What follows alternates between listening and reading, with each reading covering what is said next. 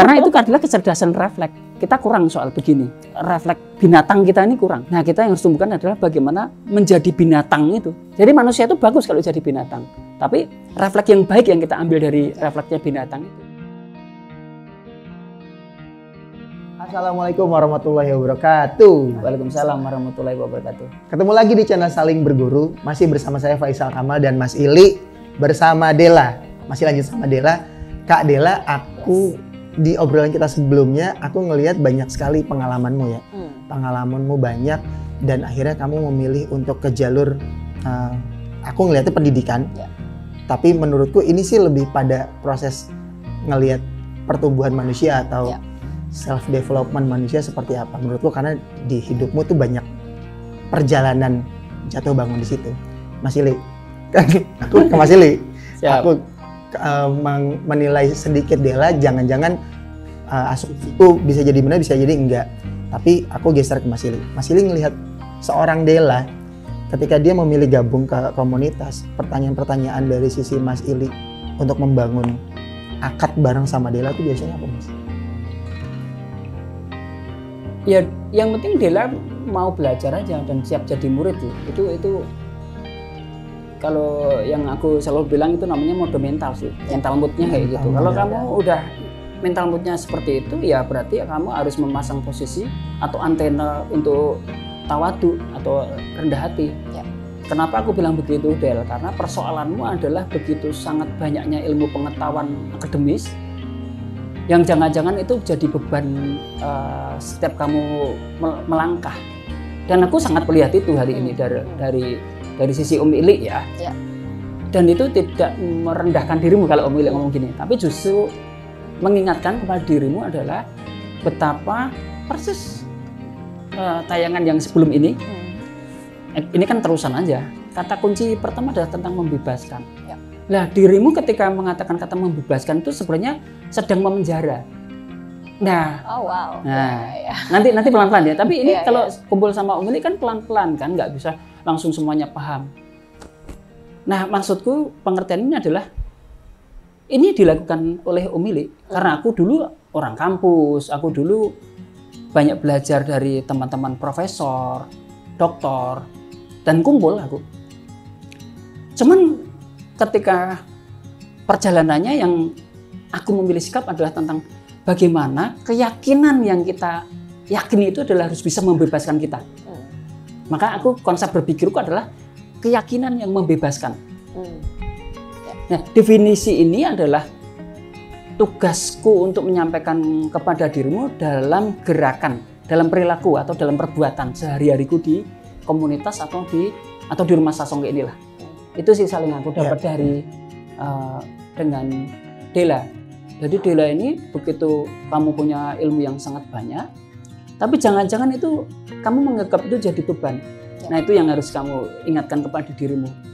Maka pertanyaan dasarnya adalah sampai berapa lama kamu ingin belajar di komunitas dan apa target yang paling dekat kamu ingin dapatkan. Sesimpel itu aja, nggak usah. Biar kamu bebas dengan keinginan yang terlalu yang lain-lain itu. Del. Targetmu apa, Del? Kemudian berapa lama mau belajar di komunitas? Target sebetulnya yang tangible, jadi tesis lah ya. Tesis itu kemarin aku juga udah ngasih timeline ke Om Ili itu kemarin tuh bilangnya apa, Mei ya, tesis Mei. Cuman ada di sini sebetulnya sampai Desember gitu. Jadi target yang tangible lah ya, ngomongin soal output di situ. Cuman kalau yang buat aku sendiri sebetulnya sangat intangible dan nggak bisa diukur karena aku tuh cuman butuh tempat refleksi sih. Refleksi kayak kemarin, kayak tadi dibilang bahwa ada pengalaman pengetahuan yang lalu-lalu, tapi itu semua cuma pernah. Ya itu cuma pernah yang ada sekarang gitu, dan biar nggak sibuk terbebani dengan masa lalu dan khawatir sama masa depan, ya aku cuma hadir di sini saat ini untuk menyerap apapun yang tadi jadi murid itu. Jadi itu kan sangat intangible ya, tapi ya outputnya ya pokoknya gimana caranya lulus deh gitu, dan gimana caranya balik dari sini Desember udah ada data, udah ada informasi untuk diolah jadi bentuk tesis gitu. Masalah nanti jadinya Mei atau enggak, at least aku udah punya target gitu aja sih. sederhananya tadi yang keyakinan yang bebaskan, mungkin aku mendeskripsikannya kayak gitu ya. Bisa salah, bisa benar, tapi kurang lebih itu sih yang aku pahamin. Iya, udah bener sih. Enggak ada yang salah semua. Semua benar ya. Iya. Nah, kemudian nah, sekarang masuk pelan-pelan nih yang disebut kata critical thinking itu. Critical thinking itu kan sesederhana gini, kalau di nggak tahu nih bahasa kampus mungkin berbeda, tapi kalau Om Milik kata critical thinking ini sederhana. Pertanyaannya adalah, bisa nggak tesismu tuh nggak selesai di bulan Mei yang kemarin Om Milik chance ke dirimu, tapi 2 bulan lagi itu semuanya itu udah kelar gitu. Maksimal 3 bulan ke depan, kalau ini bulan Juli, nanti Oktober ya berarti. Oktober tuh sudah itu clear semua, udah selesai. Asal kamu menggunakan critical thinking terhadap dirimu, bukan terhadap orang lain. Kira-kira bisa nggak? Ya kemarin aku bilang sama Sisa kan, ya sebetulnya susah. Tapi susah itu kan berarti nggak bisa ya. Seenggaknya bisa dicoba lah. Apa kesulitanmu atau kesusahanmu? Susah ya. Menurutmu? Karena aku lagi juggling, sejujurnya sih aku juggling sama beberapa program gitu. Satu kuliahnya itu sendiri, ini kan kuliah juga belum selesai. Jadi kayak masih banyak materi-materi yang barangkali bisa melengkapi tadi critical thinking lewat konsep dan segala macam. Itu satu. Kedua, aku juga lagi bikin jurnal kan, yang mana jurnalnya itu juga harus menjadi satu prasyarat lah ya, kalau versi akademisnya versi prasyarat buat menuju tesis. Terus yang berikutnya dari MIT itu sendiri gitu kan, itu kan juga ada PR refleksi, sama aku tuh ada personal growth, walaupun ini sebetulnya program setahun yang ngasih apa ya, framework tuh apa ya, kasih batasan lah kira-kira mau berkembang diri berkembang mau sejauh apa. Nah, ada hal-hal itu yang kalau misalkan aku bikin 3 bulan, ini berarti gue harus jungkir balik aja gitu. Susahnya di situ sih. Kalau agak dipanjangin, aku jadi punya nafas untuk ngerjain satu-satu, beresin mana yang prioritas duluan, itu sih. Ya. Gini, kalau di kita kan ada kesepakatan. Misalkan gini, ilmu itu tempatnya pasti tempat yang paling sulit. Dan kalau perlu itu bahkan pakai nafasnya cuma 20%. Kalau kamu bilang nafas, aku terusin omonganmu sebenarnya, aku nggak kemana-mana. Berani nggak kamu nafasmu cuma 20% dan 80% tuh saturasinya udah turun banget itu? Berani nggak? Ya dicoba sih. Bukan masalah nggak bisa atau nggak, ya dicoba aja. Kita coba aja dulu 3 bulan jadinya kayak apa. Berani nggak? Berani aja. Nah, aku butuh kamu mengatakan berani, bukan dicoba. Ya. Berani nyoba kan? Ya, oke.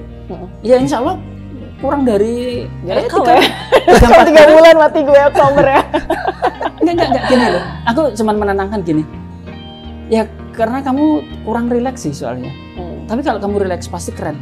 Kenapa? Kamu hanya butuh niat dari mode mentalnya dapat.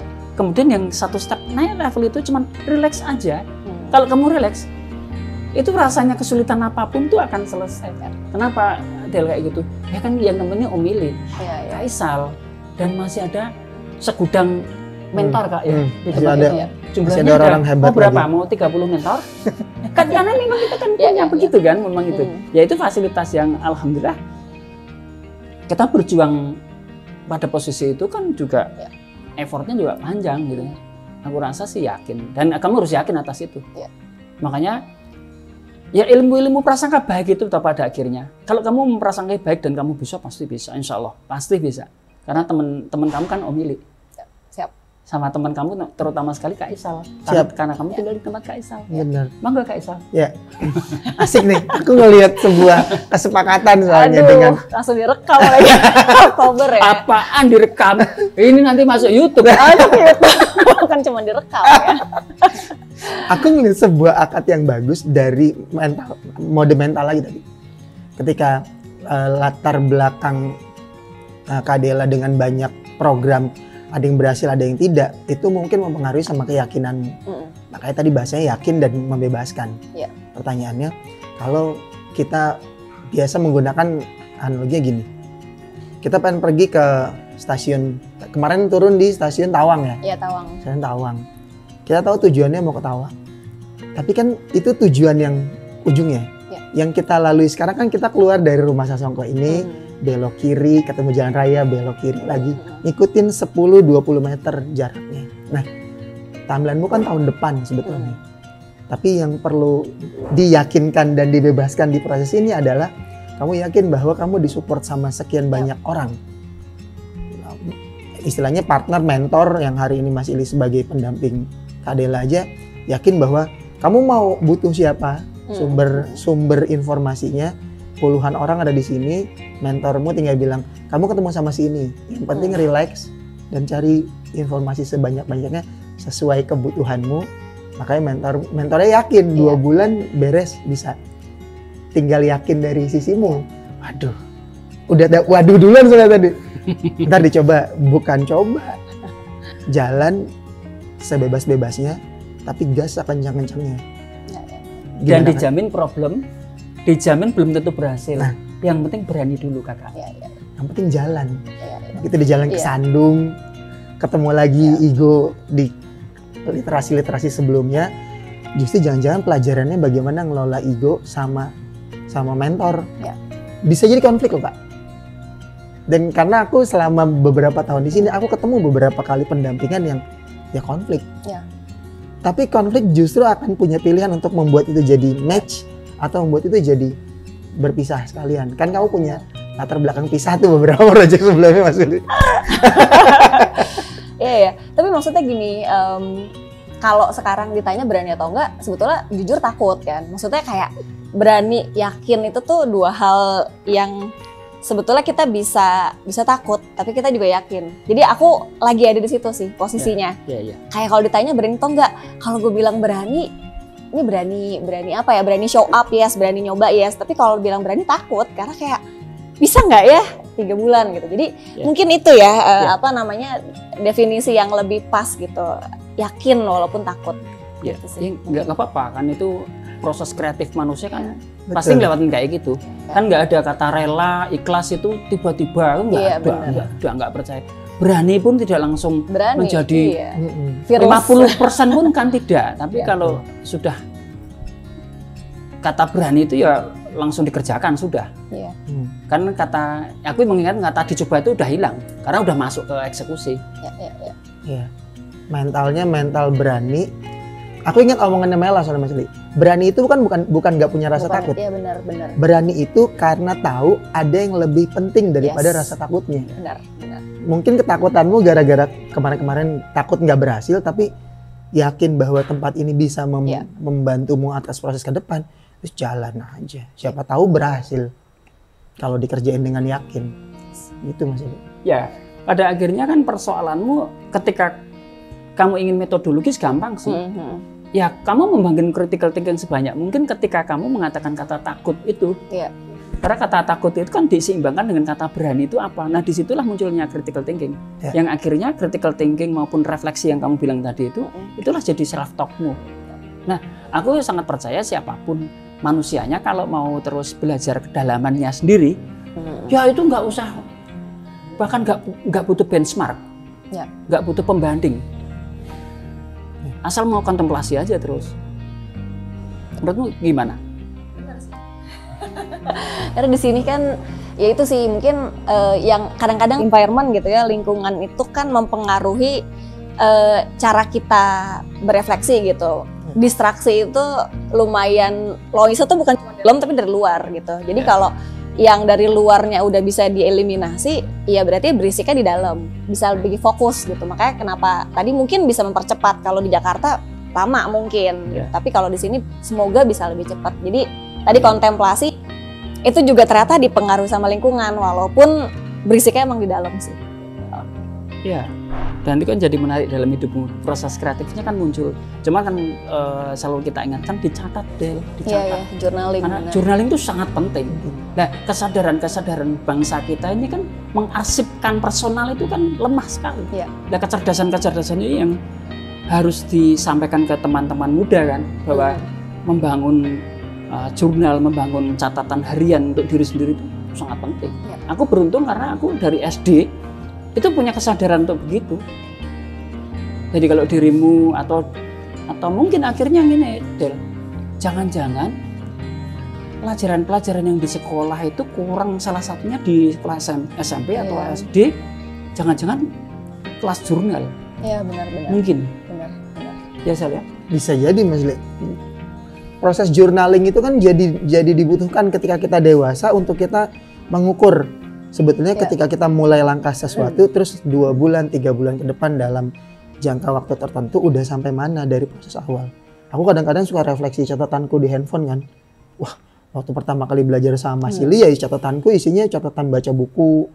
Lalu obrolan-obrolan, setiap obrolan kita catat, bahkan kita rekam gitu. Itu jadi tadi ketika kita butuh waktu, ruang untuk kontemplasi, ternyata membuka jurnal sebelumnya itu jadi penting. Dan itu ya tadi Mas Sili bilang punya banyak catatan yang kalau mau dijadiin buku aja bisa langsung jalan istilahnya. Nggak harus cari-cari lagi karena jurnalnya sudah banyak. Dan dirimu mungkin jurnalnya banyak tapi kan seberapa jurnal itu bisa diambil untuk jadi bahanmu ke depan. Aku nggak tahu. Kan kamu yang jawab. Ya, ini sebenarnya aku jadi ingat salah satu mentorku juga namanya Pak Hikmat Hardono gitu. Waktu itu di Indonesia Mengajar kan dia emang jadi ketua Indonesia Mengajar. Terus waktu itu ngepost lah IM tuh bikin konten soal bedanya refleksi sama evaluasi. Kita tuh mungkin kebanyakan cuman ngomongnya soal evaluasi aja. Jadi hal-hal teknikal yang kelihatan. Sementara kan kalau refleksi itu kan sebetulnya yang diuji adalah kehendaknya. Benar nggak sih sesuai kehendak yang dari awal sama sekarang? Kalau nggak sesuai tuh gimana adjustmentnya, yang di-adjust itu kehendaknya atau realitanya atau apanya gitu. Sebenarnya kalau evaluasi kan cuman menguji apakah yang disiapin ini sesuai apa enggak. Jadi cuman yang kayak ya remeh-remeh di atas gitu. Nah mungkin ya tadi soal pembelajaran itu mungkin pun kalau di pendidikan diajarin cara journaling itu juga harus dikasih juga tuh mental model bahwa journaling itu bukan evaluasi. Evaluasi bisa dalam proses refleksi juga gitu ada. Tapi ada hal yang lebih besar dari sekedar mengevaluasi karena refleksi itu kan tadi ini bener nggak sih kehendak gue, bener nggak sih tadi soal paradigma berani, takut gitu. Sekarang setakut apa atau seyakin apa. Nah itu kan sebetulnya proses refleksi kan. Jadi gitu sih aku jadi kepikiran, iya ya jangan-jangan kita tuh cuman yang kayak ya misalkan nilai gitu. 2 tambah 2 semuanya 4. Itu cuman dibilang ini salah atau benar, itu evaluasi. Tapi kalau 2 tambah 2 sama dengan 4 kita kan bisa mikir jangan-jangan 4 itu bukan cuman dari 2 tambah 2. Bisa aja 6 dikurang 4, dikurang 2 jadi 4. Bisa aja 2 kali 2 gitu. Jadi itu tuh yang tipis tapi sebetulnya beda sih, dan itu yang mungkin gap yang biasa kita diajarin tapi nggak sadar. Makanya kenapa aku juga sangat kadang-kadang kayak tadi bilang kan banyak referensi segala macam ya mungkin itu alam bawah sadar karena dari dulu diajarin kayak gitu. Nah sekarang proses ngebongkarnya karena udah belajar how to reflect gitu sih. Mungkin itu baru belajar juga tapi ya at least sudah belajar lah. Sedang belajar gitu. Ya, aku nambahin. Nah, tugas Om-Milik itu di komunitas itu ketika berproses lebih dari 20 tahun dan Om-Milik merasakan hasilnya sekarang yang Om-Milik menikmati seperti di hidup di surga itu, nikmatnya berkomunitas itu adalah begini. Bagaimana aku itu dengan pengalamanku di masa lalu itu harus bisa membahasakannya dengan sangat mudah kepada teman-teman Minty. Dalam hal ini bisa Mas Isal, dalam dirimu. Yang kemudian apapun yang pernah aku kerjakan dan aku ceritakan kemudian itu menjadi mudah kamu menerimanya atau kamu jadi mudah menerima. Aku menanggapi kata reflect. Kita sebut sebagai reflective thinking namanya.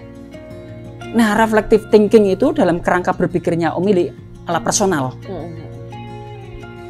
Itu sesederhana orang tuh bikin konsepsinya sendiri, bikin konsep hidupnya sendiri.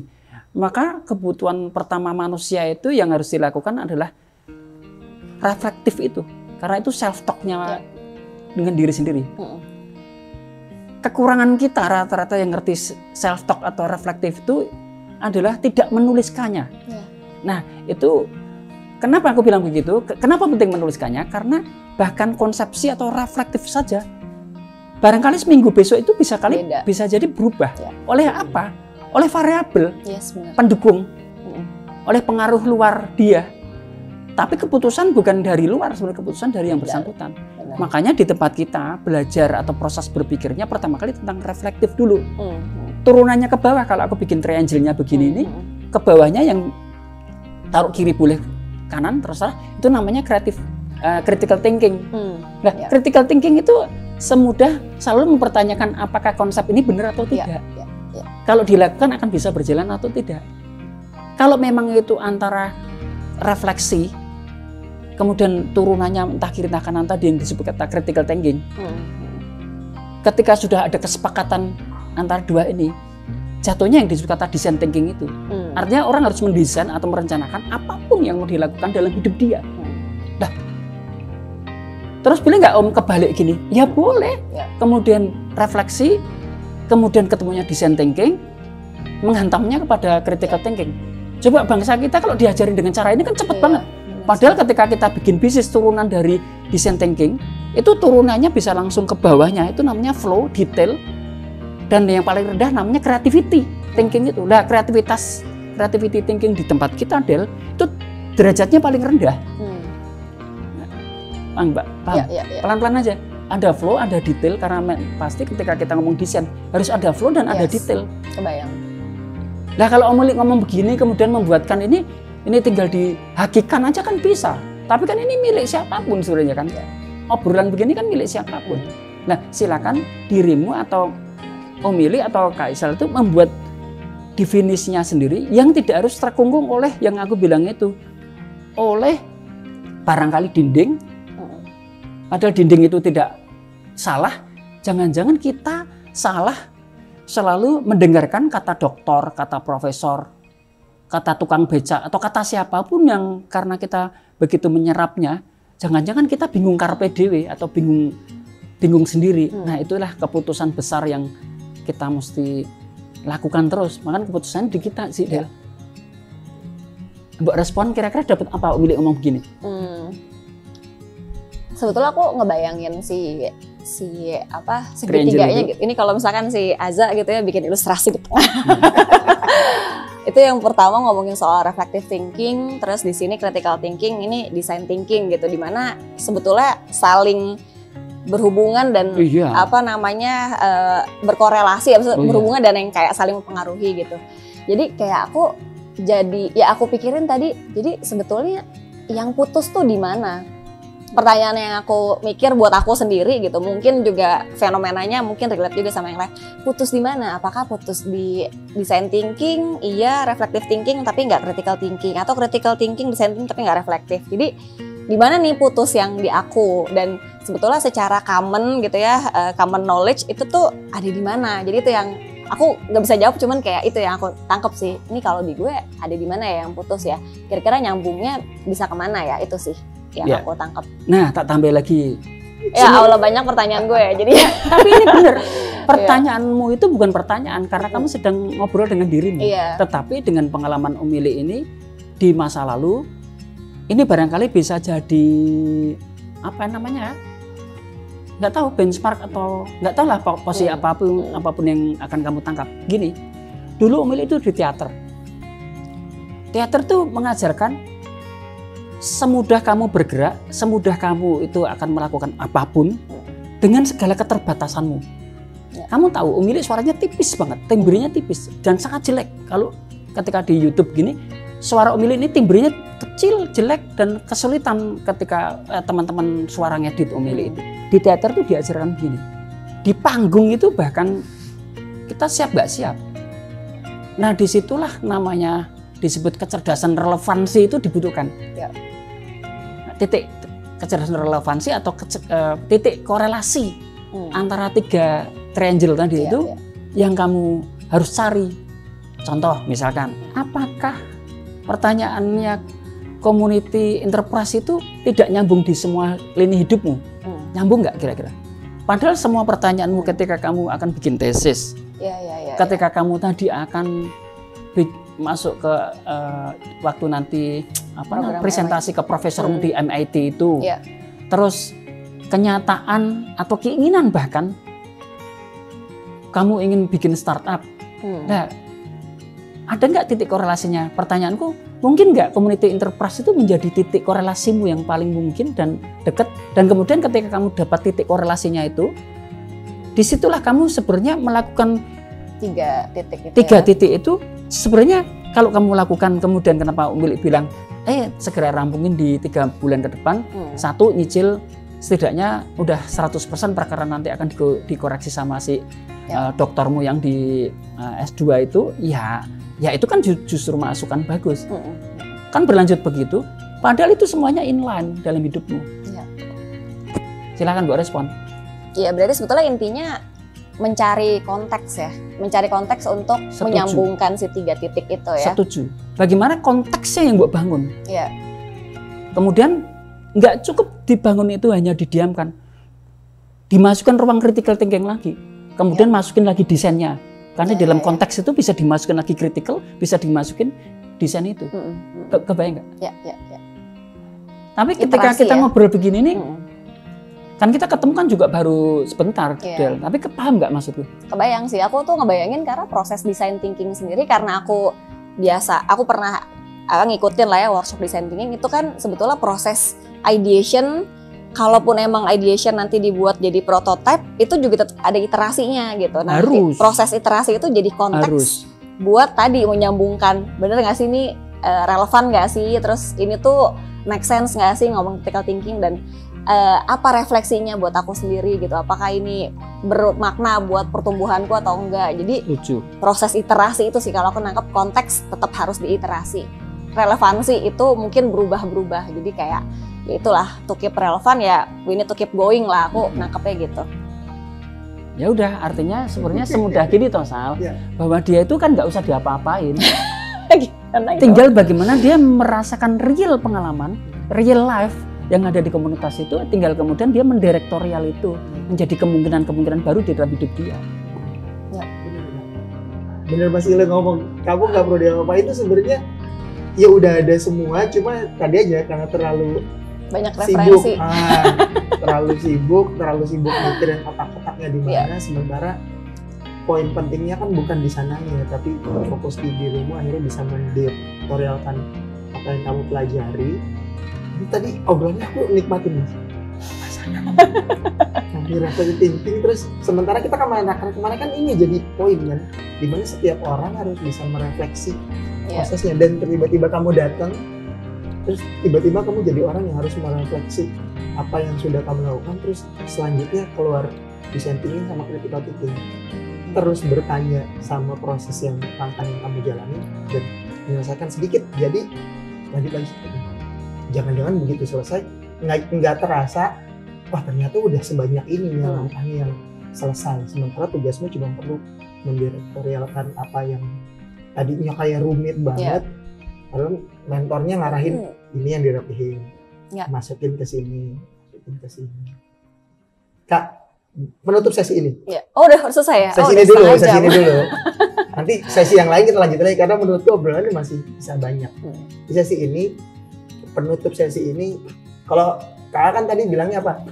Ada dia di bahasanya masih sepi. Tutupan megah. Tutupan megah namanya dia. Selalu punya nama bahasa. Waduh. Penutupmu di sesi yang ini, di proses diskusi kita, silakan Pak. Ternyata aku mungkin aku makin percaya sih, aku makin merasa tervalidasi bahwa tujuanku kesini buat ngerjain tesis, MIT apapun yang tangible itu pasti akan terakomodir gitu, kebayang. Tapi yang intangible tadi ini keyakinanku kayak aku akan dapat tempat refleksi di mana aku bebas dari distraksi, pasti ada distraksi, tapi at least meminimalkan distraksi ini kayaknya akan ketemu di sini sih. Ternyata aku ya. So, aku pengen tahu juga nih kalau dari Mas Isal sama Om Ilik lebih ke what did you learn from our conversation? Ya udah, pokoknya sekarang itu kamu belajar hidup secara improvisasi juga dalam konteks itu. Kan kamu mau ngobrol di saling berguru aja tegang banget, harus menyiapin ini itu, harus nyiapin banyak hal. Hidup yang tidak membebaskan itu adalah hidup dengan catatan ketika harus ngapain gitu. Nah itu kan peristiwa kontekstual dan kita nggak pernah tahu yang sebenarnya selalu ada yang namanya blank spot itu. Yang tahu-tahu di sini runtuh, tahu-tahu ada Pak Menteri, ada Mas Menteri yang di-reshuffle gitu. Karena kita nggak siap atas itu. Dan Om Ili dan teman-teman di JRU dan dirimu nanti belajar bagaimana ngerti mengelola blank spot dalam hidup itu. Itu sih. No, blank spot. Next yang kamu harus banyak mengelaborasi. Karena itu adalah kecerdasan refleks. Kita kurang soal begini, refleks binatang kita ini kurang. Nah kita yang harus tumbuhkan adalah bagaimana menjadi binatang itu. Jadi manusia itu bagus kalau jadi binatang, tapi refleks yang baik yang kita ambil dari refleksnya binatang itu. Makanya kalau Om Ili bilang di tayangan sebelumnya adalah namanya naluri purba. Naluri purba itu kan sikapnya ada 3 yang kita bisa katakan, karena sifat manusia itu adalah sifatnya binatang, sifatnya malaikat, dan sifatnya setan. Nah tinggal kita memilih aja yang bagian mana. Padahal kata binatang itu bagus, bukan nalurinya bagus. Tapi jangan diambil yang naluri jeleknya, karena begitu dia kenyang, dia nggak ngerti kata kenyang karena nggak ada sinyal itu. Seperti halnya nggak ada istilah tutupan megah dan tutupan tidak megah atau pembedaan. Itu kamu mulai sudahi. Artinya ya tadi yang megah tadi jadi hilang lagi. Ya nggak apa-apa, tambahan baru. Ya, karena yang megah yang mana nggak ada, karena tinggal bagaimana yang nonton, yang menyerap informasi, yang penting di bagian mana itu dikembalikan kepada audiens, karena itu bukan milik kita. Megah itu bukan milik kita. Megah itu milik Gusti Allah, milik alam, milik semua yang berhak ingin mengaksesnya. Iya benar sih. Iya ini insight baru juga setelah ditutup oleh Megah. Kayak ada dessert, kayak dikasih es krim baru gitu. Nah kalau hidup kita relax kayak gitu tuh Del. Lah hidup kita itu kan kalau istilahmu apalagi nih kejutan. Lah hidup kita harus setiap hari terkejut. Iya benar. Yang asal baik saja kan gitu. Bahwa kalau yang ada yang buruk kita sudah blank spotnya udah kita siapkan. Mental gagalnya itu selalu harus kita siap. Benar. Enggak Isal mantap. Enggak tambahin enggak apa. Ya. Ngomongin blind spot dan hal-hal yang sifatnya kekhawatiran, makanya kenapa orang mesti ada plan. Ini kan sebenarnya bisa bertabrakan. Masa orang nggak punya plan sih? Nah, menurutku masalah ruang-ruang yang kadang-kadang orang suka gagap ruang, dimana ketika orang dianggap harus punya plan, terus di sisi lain dianggap nggak usah pakai plan macam-macam, kita serelax aja. Pertanyaannya, ada orang yang kejebak sama ruang dan menganggap bahwa plan itu sesuatu yang harus banget, tapi ternyata dia gagap ruang. Ruangnya bukan ruang buat bikin plan yang sebagus itu. Plan itu adanya di konsep, bukan di operasional, bukan di konteks. Makanya belajar tentang konsep, konten konteks itu aku belajar banget ketika masuk ke komunitas, terus ngerasa bahwa iya, jangan-jangan kita gagal ruang ya, salah menempatkan ruang. Salah di mana naruh ego harusnya di mana, karena ternyata tadi ngomongin kehendak itu kan konsep. Ketika ketemu bertabrakan sama beberapa kepentingan, loh ini kepentingan operasional bukan. Ketika operasional harusnya nggak ganggu konsepnya tetap ada di atas.